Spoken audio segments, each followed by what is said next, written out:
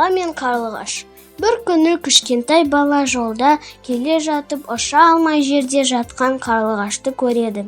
Қарлығашты көтеріп алып үйге әкеледі де әкесіне көрсетеді.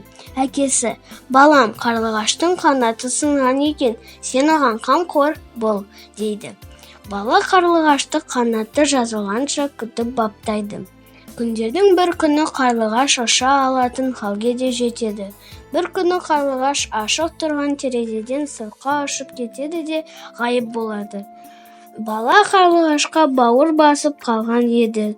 Қарлығашты ойлап күні-түні жылайды. Бірде бала терезенің алдына келіп қарлығашты есіне алып тағы да жылай бастайды. Осы сәтте қарлығаш ұшып келеді.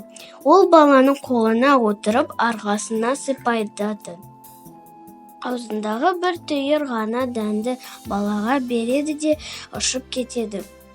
Бала қуанып: «Алақай, алақай, менің қарлығашым келді», деп әкесіне жүгіріп барады да дәнді көрсетеді. Әкесі дәнді алып жерге егеді. Күндердің бір күні дән еккен жерден қауын өсіп шығады.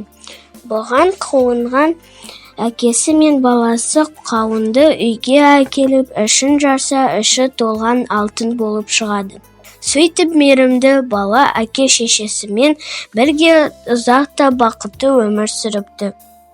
Осы кітапты Иван Шухов атындағы кітапханадан алып оқуларыңызға болады.